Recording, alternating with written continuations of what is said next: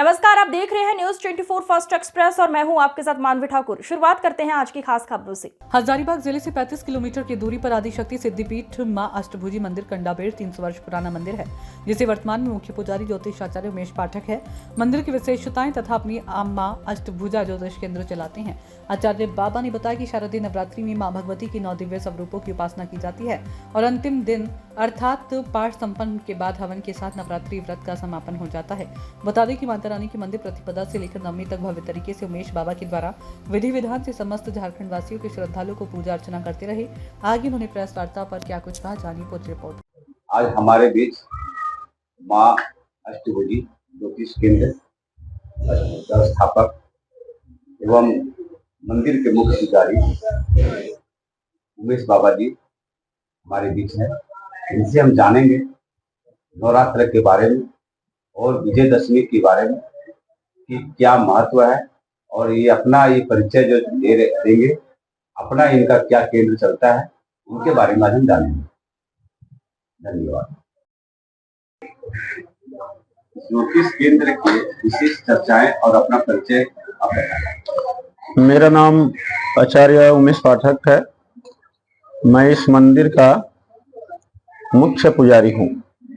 मैं ज्योतिष में गोल्ड मेडलिस्ट हूँ और यहाँ ज्योतिष का एक केंद्र भी चलाता हूँ। ज्योतिष का प्राचीन काल से लेकर अर्वाचीन काल तक इसका बहुत महत्व है। बिना ज्योतिष के आप जीवन में सफल नहीं हो सकते, क्योंकि वेद के 6 अंगों में ज्योतिष भी एक अंग है और ज्योतिष वेद का नेत्र है। कोई भी व्यक्ति बहुत हष्ट पुष्ट हो लेकिन उसका नेत्र नहीं हो तो वह दौड़ नहीं सकता। उसी तरह से जीवन में वेद का हर विभाग का अध्ययन किया है, लेकिन अगर ज्योतिष उसने नहीं पढ़ा तो फिर उसकी जो शिक्षा है वो अधूरा है। ज्योतिष वेद का एक नेत्र है और यह हमें मुहूर्त बताता है, क्योंकि किस मुहूर्त में क्या करना चाहिए। और अयोध्या में इसी प्रसन्नता के में लोग, वहां के लाखों लोग दीपक जलाए थे। और ये समझिए विजयदशमी का बहुत महत्व है। जब जब भी असत्य आता है, धर्म की हानि होती है, तो भगवान अवतार लेते हैं और दुष्टों का संहार करते हैं और मुख्य रूप से असत्य पर सत्य का विजय का प्रतीक है। तीसरा सवाल और आखिरी सवाल है बाबा आपके साथ।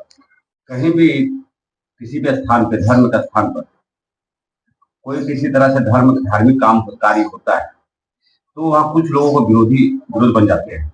इसके बारे में क्या कहना है? देखिए, इसका ये प्रकृति का एक नियम है, जड़ चेतन गुण दोष व्यय। जड़ और चेतन मतलब पृथ्वी पर जो है गुण और दोष दोनों है, और गुण और दोष को मिला करके ये पूरे ब्रह्मांड का निर्माण किया गया है। और जब भी धार्मिक अनुष्ठान होता है, ये आज का ये सिस्टम नहीं है, वेदों में भी उल्लेख है। जब भी हमारे ऋषि महात्मा कोई भी धार्मिक कार्य करते थे तो दुष्ट जो राक्षस होते थे वे अपने सहयोगी के साथ उसको विरोध करने के लिए, अनुष्ठान को भंग करने के लिए पहुंच जाते थे। जैसे विश्वामित्र, ये आपने रामायण में पढ़ा होगा, कोई भी व्यक्ति पढ़े होंगे, नहीं भी पढ़े होंगे देख सकते हैं। रामायण में वर्णित है कि जब विश्वामित्र जी यज्ञ करते थे जंगल में, उस समय मारीच और सुबाहु नाम का राक्षस था जो हमेशा विरोध के लिए पहुंच जाता था, उनके अनुष्ठान को भंग कर देता था, तपस्या में बाधा डालते थे। तो अंत में प्रचार होकर के वे भगवान श्री राम और लक्ष्मण को अयोध्या से मांग करके ले आए और उन विरुद्ध का उन्होंने नाश किया। तो कुछ लोगों ने कहा कि बिच्छू को आप फेंक क्यों नहीं देते, तो आपको डंक मार रहा है तो इसे प्यार कर रहे हैं। बोले क्या करें, बिच्छू का एक प्रकृति है, स्वभाव इसका कि मुझे डंक मार रहा है।